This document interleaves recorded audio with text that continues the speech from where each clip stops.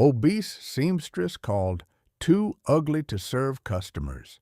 Mountain Man said, "You're the most beautiful woman I've ever seen." The needle slipped from Seraphina Rosewood's fingers the moment the words landed. "Miss Rosewood," Victoria Whitmore announced, voice crisp as a paper cut, "consider your services terminated. Our patrons will not be fitted by someone like you." The little bell above the shop door chimed as a gust of autumn cut through Whitmore's fine tailoring, stirring lace on headless mannequins and setting satin to shiver. Sarah stood beside the dress form, pins glinting along the spine of a wedding bodice she had coaxed into perfection. 5 years of dawn to dusk stitches, of calloused fingertips and invisible seams undone by a sentence. "I make your finest gowns," Sarah managed, throat tight. "Brides ask for my hand." Victoria's smile thinned. "They ask for my label. Mrs. Henderson finds your presence dispiriting during fittings. I require a face that does not offend the eye." She flicked a glance over Sarah's soft figure as if dusting off a flaw. "Collect your things." Laughter feathered from the back room. 2 junior girls pretended to sort ribbons, peeking with bright, cruel curiosity. Sarah swallowed the burn behind her eyes, lifted the bodice from the form with reverent care, and set it on the table as if laying down a child. By dusk, she was on the street, the shop window reflecting a stranger, a full-bodied seamstress with lint in her curls and a machine oil smudge on her cheek, carrying a battered singer and a suitcase that clicked like teeth with every step. Cedar Falls went on without her gas lamps flaring, wheels rattling, the world hemming itself neat while she came undone. At the station bench she sat, spine straight, dignity stitched tight over a heart tearing at the seams. The platform smelled of coal and rain. When the incoming engine hissed and sighed to a halt, a shadow fell across her shoes. "Ma'am," a voice said low, steady, warm as iron, at the moment it leaves the forge. She looked up into eyes the color of deep water, set in a face weathered by wind and work. The man removed his hat as if before a queen. "My name is Augustus Ironwood," he said, "and if no one in this town has the sense to see it, allow me to say what is plain to me. You are the most beautiful woman I have ever seen." The platform, for one breathless beat, was silent, but for the ticking of her courage. Seraphina Rosewood had never thought of herself as beautiful. Useful, yes. Dependable, certainly. Her fingers could coax stubborn fabric into flowing lines. Her eye could match lace to silk with the instinct of an artist. But a looking-glass had always shown her the same truth: rounded cheeks that refused to hollow no matter how little she ate, a full figure that defied corsets, a wild mane of auburn hair she could never quite tame. In Cedar Falls, where slim silhouettes and sharp features were considered the height of refinement, Sarah was a woman tolerated for her skill, but scorned for her shape. That scorn had reached its sharpest edge the day Victoria Whitmore dismissed her. No amount of stitches could mend the humiliation of being told she was too ugly to face customers. Now, with her suitcase and beloved sewing machine beside her, she sat at the station bench with nowhere left to belong. It was into this wound of a moment that Augustus Ironwood arrived. He was impossible to miss broad as the train door he stepped through, nearly 2 heads taller than most men, bustling on the platform. His dark coat carried the scent of wood smoke. His calloused hands spoke of a life forged in fire and steel. Folks turned to stare, whispering about the mountain blacksmith and the ironwood who owned half the ridge. Gus ignored them. His gaze, keen and unwavering, was fixed on Sarah.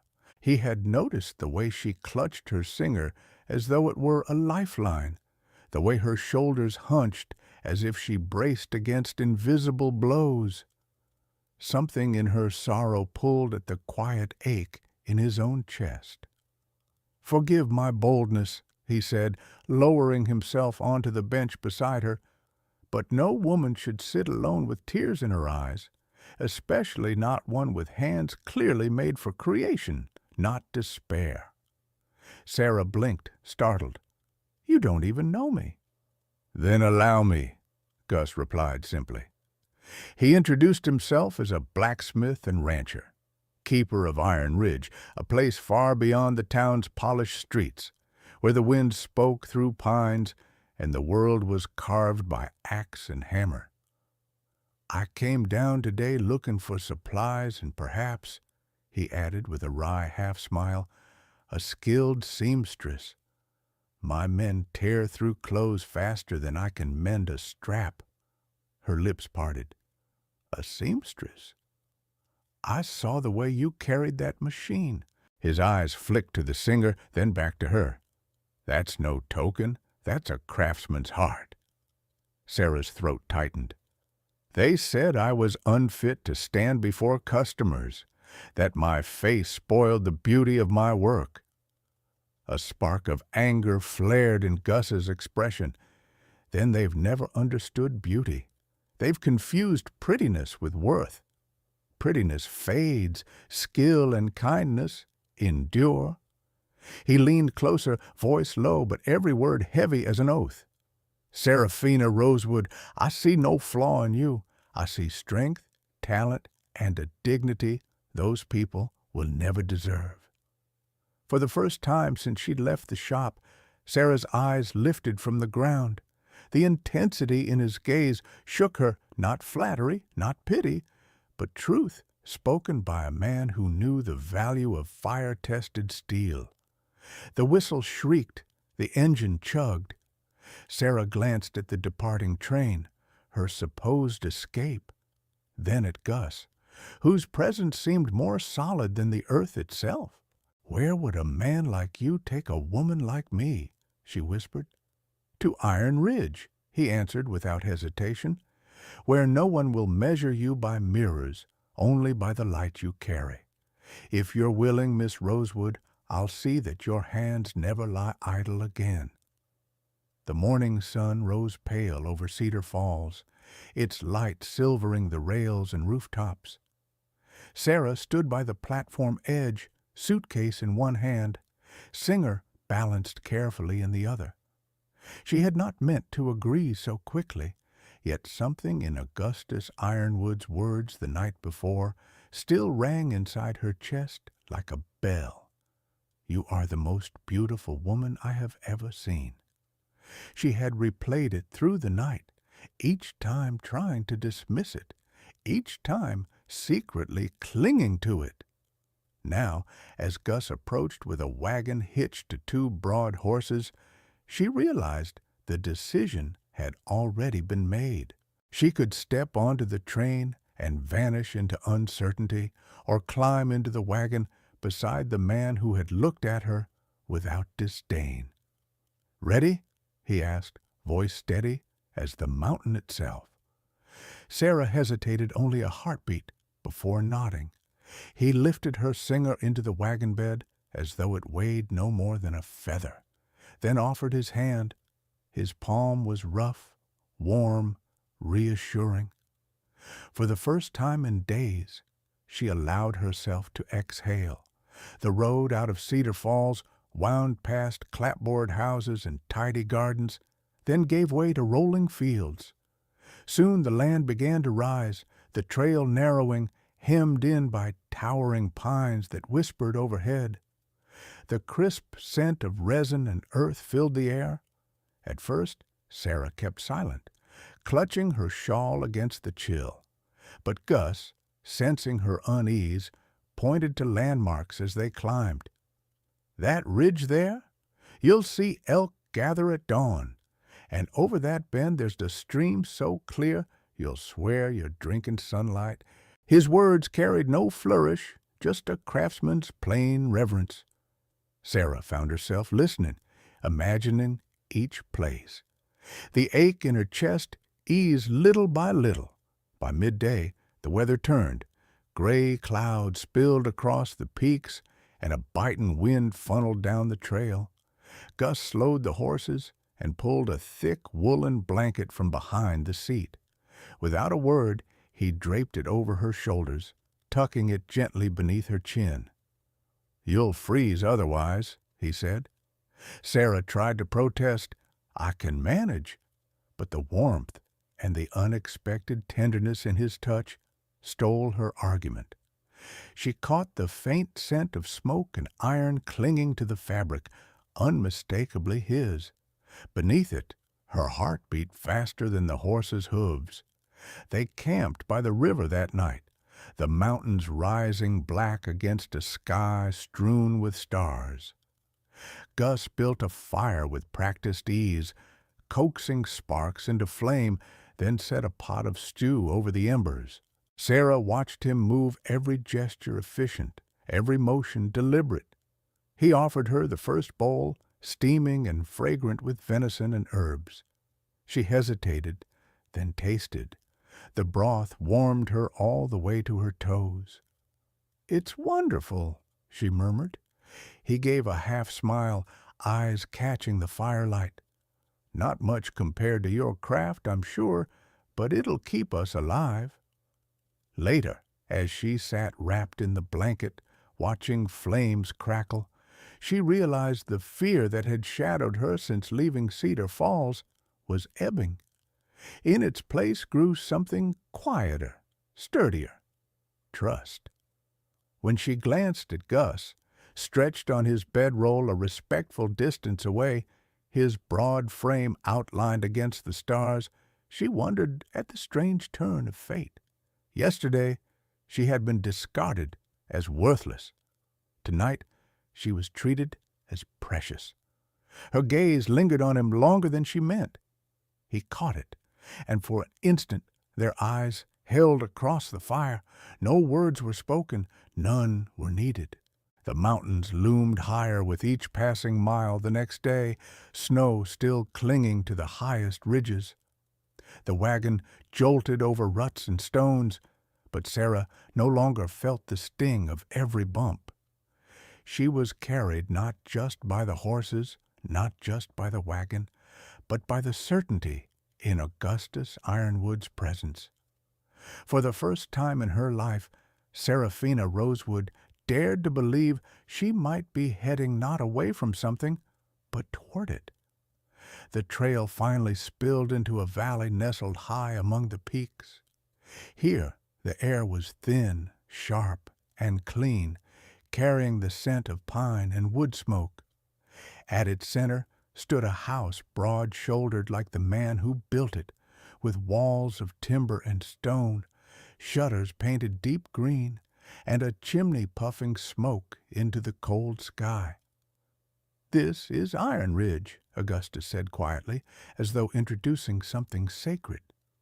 Sarah felt her throat tighten. She had expected a rough shack, perhaps a blacksmith's forge and little else. But this was a home. Beyond the house stretched barns and corrals, smoke curling from the smithy, men moving about their work with purposeful strides. The sound of hammer on anvil rang steady, like a heartbeat. Inside the cabin, warmth wrapped around her instantly. A great hearth glowed at the center, flames dancing up the stone chimney. The furniture was hand-hewn but sturdy, polished smooth by years of use. Gus showed her to a room set aside for her, a soft bed piled with quilts, a wide window spilling mountain light across a large oak work table. Upon it sat bolts of fabric in muted blues and grays, spools of thread, scissors, and even a small chest of pearl buttons. "I thought you might need these," Gus murmured. His voice carried a note almost shy. Sarah touched the fabric reverently. "You prepared all this for me?" "I prepared," he said, clearing his throat, "hoping the right person would come along. Now I know it was you." That evening she joined him at the long pine table for supper. He served her first venison roast with potatoes, insisting she take the larger portion. When she tried to protest, he shook his head. "I spent too many winters on short rations. I'd rather see you well fed." Her eyes stung.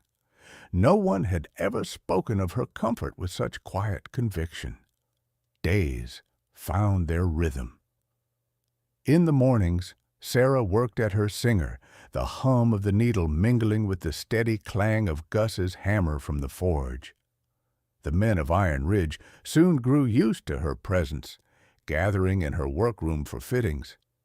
At first they were awkward, shifting in their boots, uncertain about a woman so unlike the dainty shop girls of town. But when she mended their torn sleeves, patched work trousers, or created coats that shed snow and wind, their respect blossomed.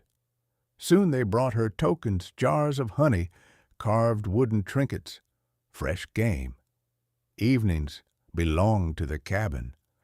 Gus would bring in wood and light the fire while Sarah swept, cooked, or mended by lamplight. He often lingered at the doorway, watching her hands dart with needle and thread. Once, when she pricked her finger and gasped softly, he crossed the room in 3 strides, gently taking her hand. "Let me see," he said. His thumb brushed the tiny bead of blood, and his touch sent a tremor through her. She pulled away too quickly, cheeks burning. But that night, alone in her room, she pressed the finger to her lips and wondered if the warmth she'd felt had come from the fire or from him. Small kindnesses stitched themselves into her days.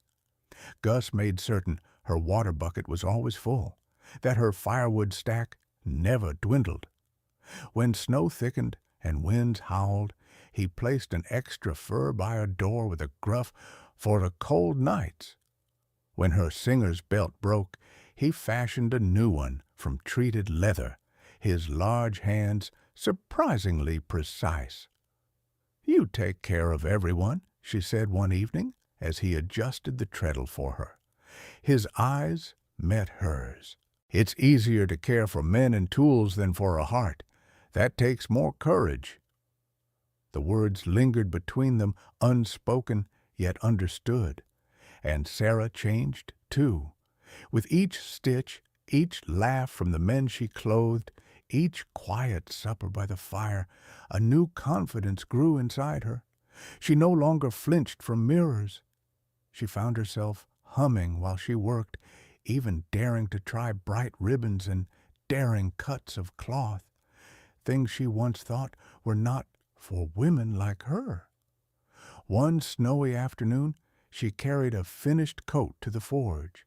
Gus slipped it on, the deep navy wool setting off his broad shoulders. She stepped back, cheeks flushed. "Perfect," she whispered. He turned, testing the fit, then fixed his eyes on her. "It's perfect because your hands touched it. Everything you make holds a piece of you, Sarah. That's why it's beautiful." She laughed nervously, but her heart beat with a strange, dangerous hope. Iron Ridge had given her more than a place to work. It had given her dignity. It had given her belonging. And as she watched Augustus Ironwood in the firelight, she began to wonder if it might give her something even greater: love. Winter settled heavy upon Iron Ridge, snow blanketing the valley in silence. Inside the cabin, the days had taken on a rhythm that felt almost like peace. Sarah's singer sang from dawn until dusk, and Augustus's hammer beat steady counterpoint in the forge. In the evenings, firelight painted the walls gold while they shared stories, laughter, and sometimes, when the silence was long enough, unspoken glances that said more than words could dare. But peace never lasts long when the world beyond still remembers. The first crack came in the form of gossip. A trader from Cedar Falls trudged up the ridge, his wagon creaking with supplies. Over stew that night, he spoke carelessly of the town. "Folks are saying strange things, Mr. Ironwood. They claim you've taken in a seamstress who was dismissed for being unsuitable. Some say she's after your fortune, others say she's bewitched you." Sarah dropped her spoon, the clatter sharp in the hush. Shame prickled hot along her skin. Gus's face darkened, jaw clenched. "They don't know her," he said flatly. But the words, once spoken, lingered like smoke. Days later, the past arrived not as rumor, but as flesh and blood. Catherine, Gus's former wife. She came in a sleigh drawn by glossy black horses wrapped in furs too fine for mountain air. Her beauty was unchanged golden hair, pale skin, a smile trained to disarm. But there was a hollowness in her eyes, the desperate glitter of someone who had gambled and lost. "Augustus," she said, as though years had not passed, as though her betrayal had not seared him raw. "I've come home." Sarah, standing in the doorway with fabric in her arms, froze. The woman from Gus's confessions, the ghost he had carried in silence, was suddenly real. Gus's expression hardened, though his voice remained controlled. "This is no longer your home, Catherine." Her smile faltered. "You can't mean that. I was foolish, yes, but I see my mistake now. That merchant I followed has ruined himself. He left me with nothing. I belong here with you." Her eyes flicked to Sarah, lingered on the curve of her figure, the flush on her cheeks, and her lips curled ever so slightly. "Unless," she said sweetly, "you've replaced me." The words cut sharper than shears. Sarah's breath caught, shame coiling in her chest. She wanted to deny, to flee, to disappear into the fabric she held. But Gus spoke first. "Seraphina is no replacement," he said firmly. "She is her own, and she has earned her place here." For an instant, pride surged in Sarah's heart. But Catherine's eyes narrowed, and she laid her trap with practiced ease. "You really believe she cares for you?" Catherine asked, voice low, coaxing. "Look at her. She was cast out of town, desperate, alone. Of course she clings to you, your wealth, your land.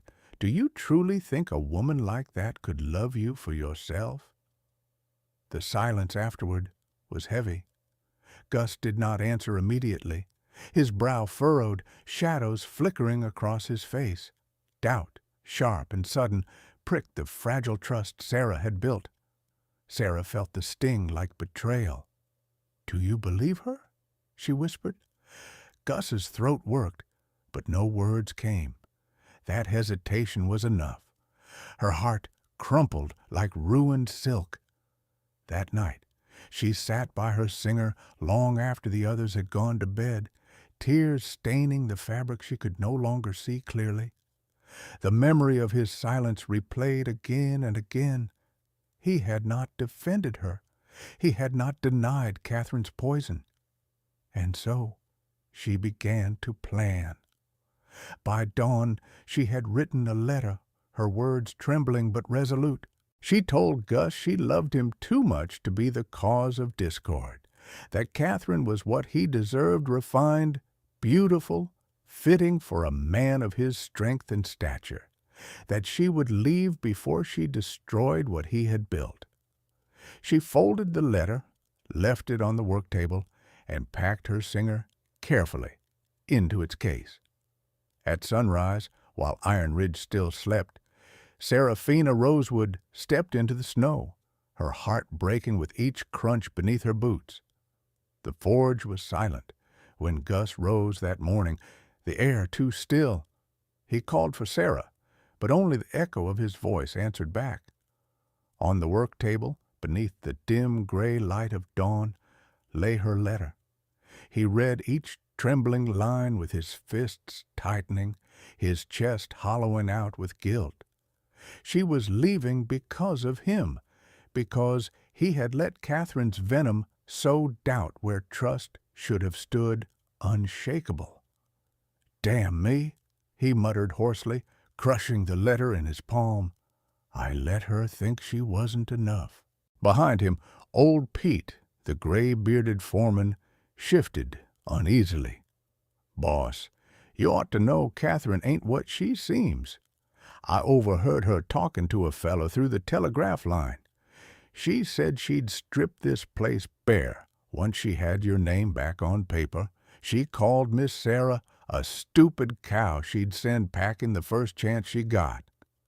The words struck like a hammer blow. Rage burned hot, not at Catherine, but at himself. He had doubted the only woman who had given him back hope. He stormed into the great hall, where Catherine lounged with a cup of tea as though she already owned the place. "Where is she?" he demanded, voice like iron. Catherine blinked, feigning innocence. "Who?" "Oh, the seamstress. She left, Augustus. Wise choice, really. A woman like her would never belong in your world." "You liar," Gus snarled. "You thought you could slither back into my life, but I see you for what you are, greed in silk and perfume. You'll never set foot on Iron Ridge again." Catherine's mask cracked, venom showing in her eyes. "You'll regret this. No one will ever believe you chose her over me." But Gus was already gone, boots pounding across the snow-packed yard, saddling his stallion with desperate hands. The wind bit his face as he spurred the animal hard, racing down the mountain trail toward Cedar Falls. The tracks in the snow told him she'd gone on foot, carrying her singer.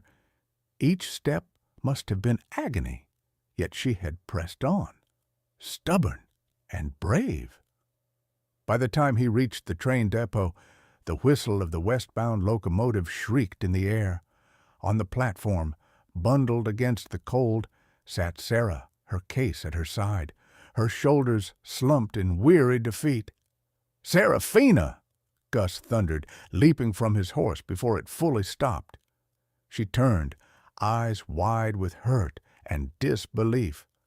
"Augustus, why are you here?" He strode across the platform, heedless of the curious onlookers, and dropped to one knee before her.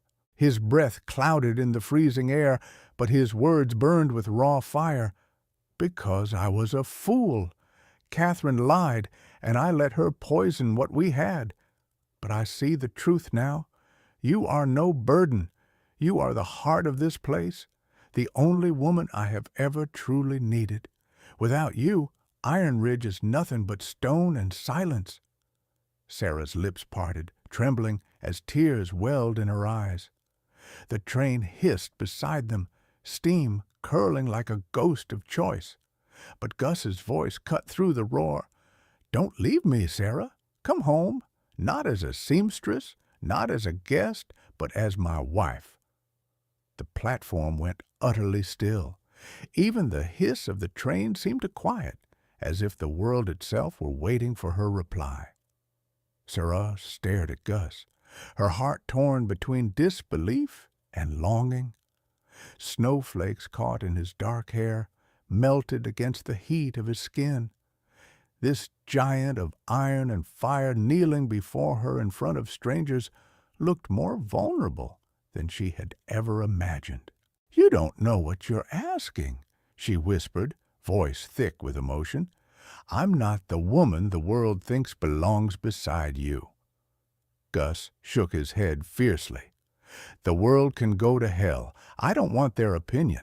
I don't want Catherine's lies. I don't want anyone else. I want you, Sarah Rosewood, the woman who turned a cold mountain into a home, who stitched hope into every seam, who made me believe again." Tears spilled down her cheeks, but this time they were not from shame. She set down the worn leather case, her singer safe within, and stepped forward. With trembling hands, she lifted his face toward hers. "If you are certain," she said softly, "then so am I." A cheer rose from the small crowd gathered at the depot as Gus swept her into his arms. For the first time, Sarah did not shrink from the eyes of others. She leaned into his embrace, into the warmth of a promise that no scorn or cruelty could erase. That night, back at Iron Ridge, the forge glowed, the fire snapping in welcome. Sarah sat beside Gus on the wide hearth, her head resting against his chest, listening to the steady beat of a heart that had chosen her. "You're safe here," Gus murmured into her hair. "It's your home now if you'll have it." Sarah closed her eyes, tears slipping down with a smile. "Then I am home." But beyond the cabin walls, the snow fell ceaselessly, whispering of trials yet to come. Would their love be strong enough to withstand them all? Every time I share a story like Sarah and Gus's, I'm reminded of how love shines brightest in the places the world tries to dim. Their journey tells us that beauty isn't measured in appearances, but in courage, kindness, and the way two hearts choose one another against all odds. Now, I'd love to hear from you. Where are you listening from in the world tonight? Do you still believe love can see beyond what others mock? Share your thoughts below, because the next story, perhaps, will be waiting just for you.